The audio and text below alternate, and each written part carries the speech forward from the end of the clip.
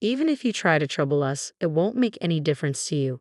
Your funds aren't needed by poor people with lowly lineage. I sighed as I completed the final check. You're closing your account, right? Please go ahead, I said, my tone deliberately mocking.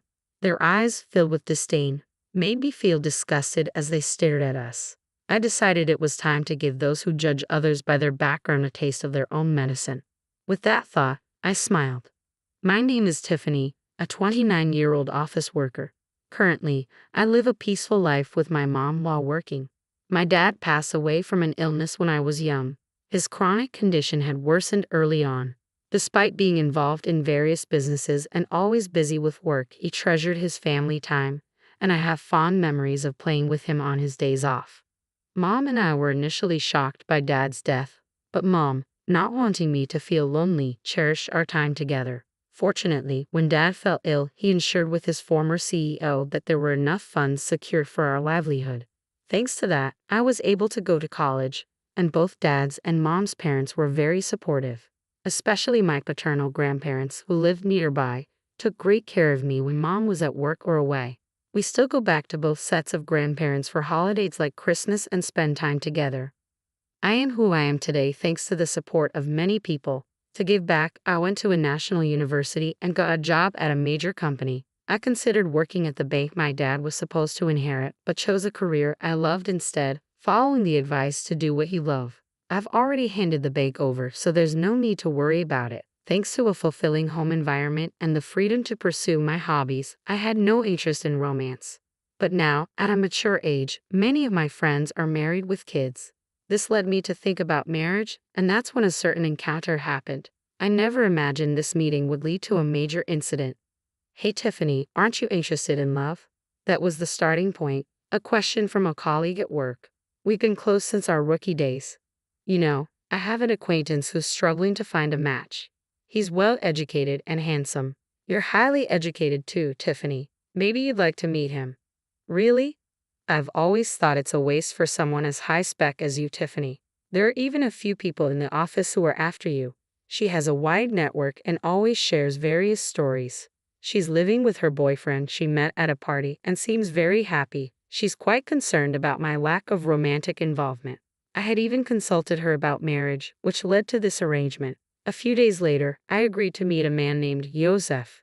The rendezvous was at a cafe. As I waited nervously, a man approached me. Tiffany. Ah, yes, nice to meet you. You're Joseph, right? Yes, thank you for today. Joseph's expression was blank as he looked me over. It felt like he was sizing me up, which took me aback a bit. Then taking his seat opposite me, he quickly started the conversation. What do you do for work, Tiffany? I work in sales at a company. I've always enjoyed interacting with people and sharing my opinions, which is why I chose sales. I find it fulfilling, and I love the moments when customers are happy with their purchases. What's the name of your company? I told him the name of my company. Upon hearing it, Joseph paused for a moment, then smiled. It wasn't a pleasant smile, more like one of satisfaction. My company is quite a large enterprise with good performance. We're well trusted by our customers, I added. Since he asked, I decided to return the question. What do you do, Joseph? At my question, Joseph snorted with pride and began to boast. I work at Sunrise Bank as a department head. Sunrise Bank is a really big bank, you know. The work is tough, not something ordinary people can handle. But since my dad is the CEO and I'm the successor, it's different for me. I felt a stir in my chest at Joseph's words. I was expecting a normal response, but his aggressive tone made me feel uncomfortable. Indeed, Sunrise Bank is a major bank. I knew about it due to a certain incident, but I was surprised to learn that Joseph worked there as a department head. Wow, that's impressive. Sunrise Bank is a big place, isn't it? I flattered Joseph on purpose. I saw no need to be rude, and though I suspected this would be our last meeting, I figured it was better to be polite. Pleased with my flattery, Joseph continued to boast about himself. Honestly, talking to him was painful. He occasionally listened to me, but always turned the conversation back to himself, even making outrageous comments about his lack of romantic prospects. I'm quite popular, you know, but it's always people who don't match my family background or education level that come to me, he said. I thought the problem might be his attitude, but I had already decided not to meet him again and informed my friend. As time passed, he still looked satisfied and made a suggestion. I'd really like to meet your parents. Huh? But we just met today. That's exactly why. Parents' excellence is important, especially if we're going to date, right? Inside, I screamed, I have no intention of dating you, but he seemed oblivious to my discomfort and kept pushing forward. When are your parents available? I'll have to discuss it with my mom. What about your dad? As Yosef pressed on, I felt a growing sense of disgust but couldn't find the strength to cut him off. My dad passed away when I was young. At my words, Yosef narrowed his eyes. After a moment of silence, he simply said, I see, and fell silent, pondering. Well, send me a date that works for you later. I'll adjust my schedule. No, I mean thank you. Should we leave then? Before I could finish, Yosef stood up.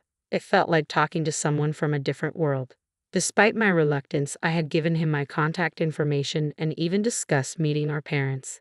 His disdainful look upon hearing about my father's absence bothered me. In the end, we agreed to meet again with our parents. When I explained this to Mom, she smiled wryly.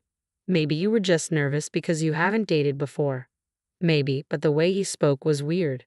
Well, his parents will be there, right? Just say no if it doesn't feel right. I'll be there too. Thanks, Mom. Sorry for dragging you into this, I apologize, feeling guilty. Mom laughed heartily. It's okay, no need to feel bad. Besides, I'm curious about Sunrise Bank. Let's see how it goes. So, Yosef and I arranged a family meeting.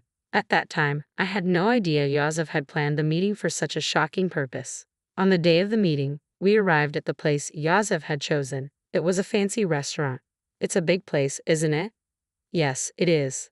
Inside, our table was ready, but Yosef hadn't arrived yet. We entered and waited, and shortly after the scheduled time, Yosef and his family arrived. Sorry we're late, the traffic was terrible. Nice to meet you, thank you for today. Yosef's family unapologetically took their seats. Irritated but not wanting to start a fight, I initiated the family meeting. After some time, Yosef's mom, Morgan, with a sly smile, spoke up. So, where's your father? Is he coming later? Huh? I looked at Yosef, but he just smirked dismissively and said nothing. I had already told him my dad was deceased. Morgan acted as if she didn't know, despite having agreed to meet our families. Mom quickly responded in my stead. My husband passed away from illness when Tiffany was young, so today I'm here as her mother, Mom responded with a calm smile. In contrast, Morgan raised her voice in an exaggerated manner. Oh my, Tiffany is from a single-parent family.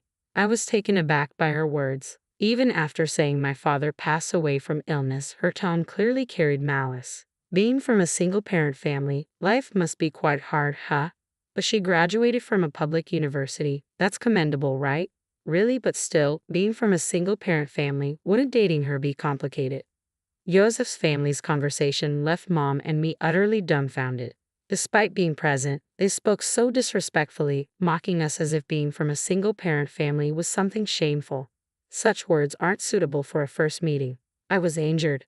I retorted in a low voice, excuse me, but after Dad passed away, Mom raised me with great care. I owe my current life to her. Isn't it rude to speak about someone like that when you've just met? Morgan, however, burst out laughing. Rude? Isn't it more absurd for the daughter of a single parent to think about marrying into a high-class family? Yosef added, I'm not really into strong-willed women. This is pointless. Realizing there was no getting through to them, I just stared at them in disbelief. I had high hopes since she works at a major company, Morgan continued. Well, you'll eventually carry on Sunrise Bank, so maybe she's not quite at your level. As they hurled more insults, I felt no need to listen anymore. Trembling with anger, Mom glared at them. Did you invite us here today just to look down on us? I heard from Tiffany about the other day. You're enjoying berating us for being a single-parent family, aren't you? It was the first time I heard her speak so sternly. Please stop with the accusations. It was just a little teasing, right? Morgan replied, her tone dripping with mockery. No one feels good being mocked, and all your remarks are condescending. We have no intention of listening to this any further, Mom stated clearly. Yosef's family looked displeased at Mom's clear statement. Presumptuous for commoners. Commoners, huh? Indeed, that may be the case, but this has made up my mind, Mom said. Yosef's family looked briefly surprised at Mom's words, then burst into laughter. They seemed to be thinking, What can you possibly do? Mom sighed and began to speak. Actually, we have funds deposited with your bank, but we don't wish to entrust them to people like you. Oh, really? But we don't know your name, so it can't be much, right? It's probably insignificant. Morgan scoffed. That's right. Even if you try to trouble us with your funds, it won't really affect us. Low-class poor people are not needed, Yosef added disdainfully. I realized that even Mom's last attempt at reconciliation was in vain, but they continued to speak disdainfully, unaware. I sighed and made the final confirmation. We're closing our account. Okay, go ahead, came the mocking tone. Yosef's family looked at us with disdainful expressions. I thought to myself, let's make those who judge others by their background suffer a bit. I smiled at the thought. Is that so? Then we will proceed as such, and please consider this meeting never happened. Of course, we had no intention of marrying a daughter from a single-parent family. Well then, we will take our leave now. Mom and I stood up. Oh, don't worry about today's bill. It's too expensive for you. Is that so? Well then. With that, our family meeting ended. Later, I made a phone call. Weeks later, my mobile phone was flooded with calls from Yosef. Of course, I had anticipated this and had no intention of answering. It was their own responsibility. I immediately blocked the number. A few days later, I received a call from Grandpa Kyle. Summoned by him, Mom and I headed to Sunrise Bank. In the meeting room, Yosef's family, looking pale, was present. As soon as they saw us, Morgan stood up and rushed over to bow deeply. I am extremely sorry for what happened.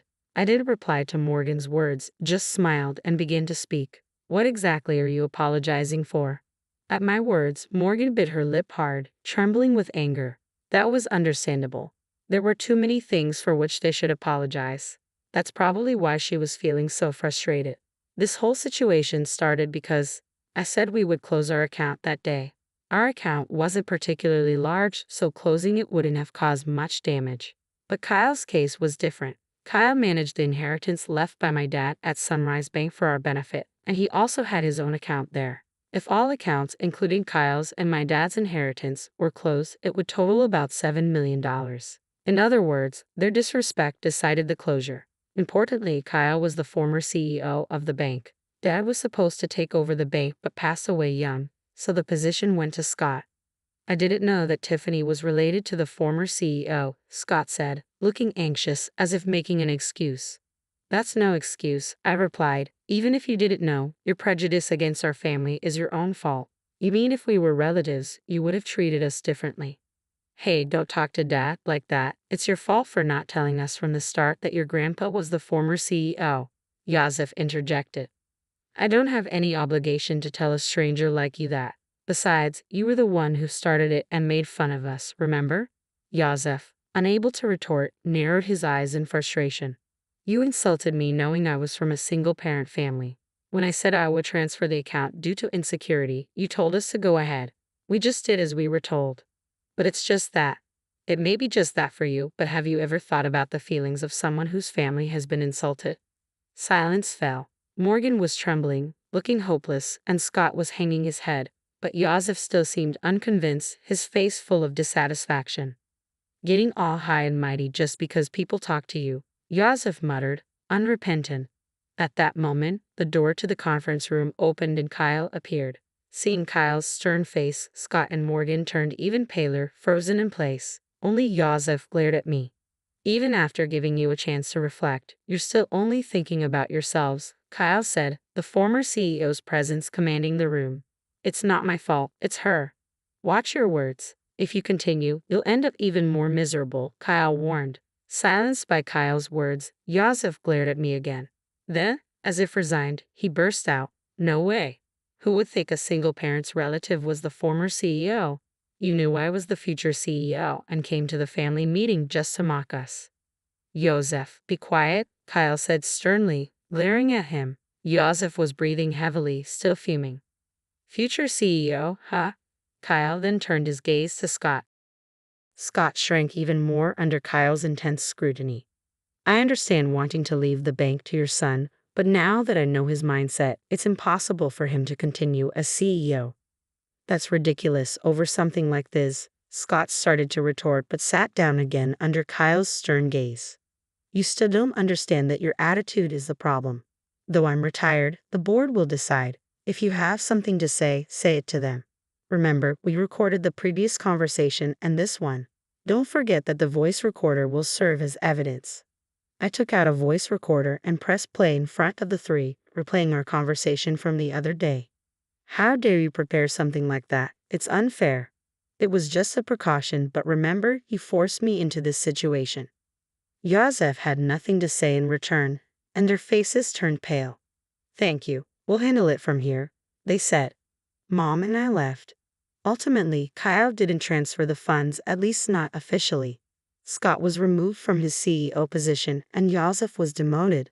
Unable to handle the blow to his pride, Yosef resigned voluntarily. Kyle's influence in the financial industry meant Yosef would struggle to find work in the same field again. Whether Scott knew this or not, he seemed determined to work until retirement, but Kyle said it would be tough for him both mentally and physically. Morgan, who used to wield power as the CEO's wife, apparently started part-time work to maintain her lifestyle, but her character likely made it hard for her to keep a job.